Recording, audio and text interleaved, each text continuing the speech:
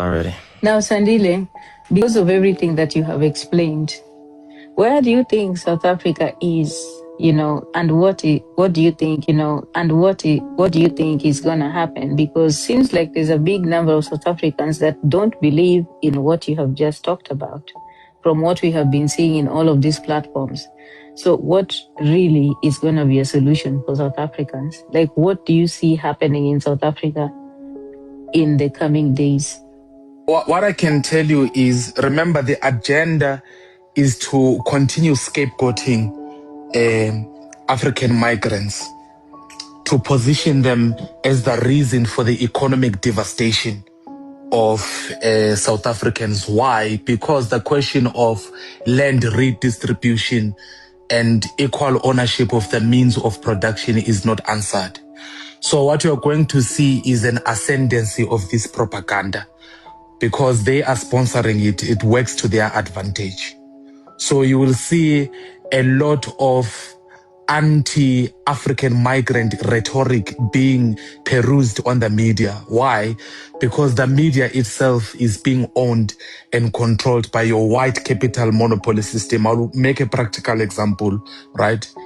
In South Africa, we have what we call ENCA. ENCA is one of the biggest news television. That who's owning that ENCA? ENCA is controlled by Remgro. Remgro is a company of Johan Rupert. Johan Rupert is the son of Anton Rupert. Anton Rupert is a direct beneficiary of the Afrikaner Broederbond, right? So Remgro is owning at least 40% of ENCA. And if you were to check the content of ENCA, this is where you will strongly believe that the African migrant is the one who is selling powder in the country. This is where you will see Jacinta getting a lot of views. This is where you see Jacinta or March and March people getting a lot of... Is that the same place they play Zisitola? Pardon? Is that the name of the show? They show their Zisitola? ENCA is a television network of news. No, the TV show you're talking about powder. What's the TV show called? Oh, Sizokuthola. Yes, also it's another. Sizokuthola is also another. On the same network. No, it is not on the same network. It's on Moja Love, right? Okay, yeah, it's another sponsored tool to manufacture a consent, right? Why am I saying this? Look at it this way. Now, as I explained to you that we have got the Sinaloa cartel, right? And there were 3 labs at least that were found in 3 provinces. All of them, people that were arrested were Mexicans, not African migrants, right? But now your Sizokuthola show does not go to the Cape Flats in Cape Town, where the Sinaloa cartel is distributing powder to the local gangs, like your Numbers gangs, your 26 and 27 and 28. So they only go to African migrants to project and position African migrants as powder peddlers in the country. So to answer Diana, what we are going to see in the country is an ascendancy of this rhetoric because it works to their advantage, right? So now it creates also, just to conclude, it creates a vacuum, right? Like all South Africans agree with Dudula and March rhetoric. But whereas on the ground, on the ground, a lot of South Africans don't agree.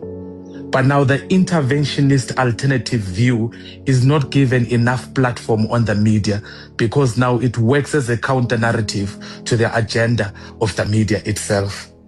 I will make a practical example again. We have got your Zabalaza for Socialism based in Cape Town. They strongly condemn and they are constantly debunking the Dudula nativist rhetoric. Your Kopanong against xenophobia as well. And there is a march. There are counter marches on the ground, by the way, happening. There was a march again last week of South Africans to say you are scapegoating other Africans. It's not true that we're economically devastated because of African migrants. We're economically devastated because you have an enabling government that itself is sponsored by your white capital monopoly system to allow this agenda to unroll.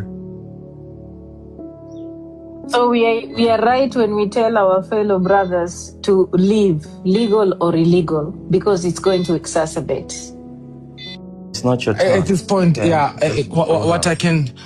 When you look at the empirical evidence on the ground, it has nothing to do with constitutionalism or legality. It has everything to do with tribalism. We have a problem of tribalism in South Africa. There is a paper published by Victor Mlambo at the University of Johannesburg on tribalism and ethnophobia amongst Black South Africans. Were created into Bantu stands, where Tswana people stay in Boputa Tswana, Zulu people stay in Zulu, Xhosa people stay in Ciskei. So the very idea of tribalism is about othering other people, marginalizing other people. That is why now tribalism becomes a cousin of Afrophobia.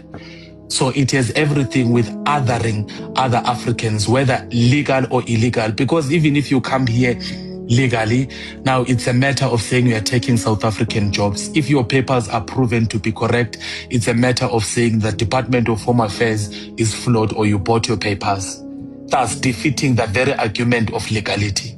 So it's a matter of an African being taught to hate other Africans. It's a matter of internalized racism that Fred Omar Feno speaks about in The Wretched of the Earth, that you are taught to hate yourself, you are taught to hate other ethnic groups, you are taught that your ethnic group is superior than others, therefore you become incapable of loving other Africans. You are taught that a white person is a demigod, therefore you dare not attack a white person. That is why they don't attack white people, they don't go to Cape Town, they only go to African people, and that has been proven on the ground. That's what we say, that white supremacy and xenophobia is intertwined. That's what's happening. And that's why they don't want their whiteys to be touched. Even the people that are gatekeeping and are saying, we love our whiteys, they are part of us, they are part of South Africa. Now we can see very clearly the things we have been talking about, it's the truth. And I have a question.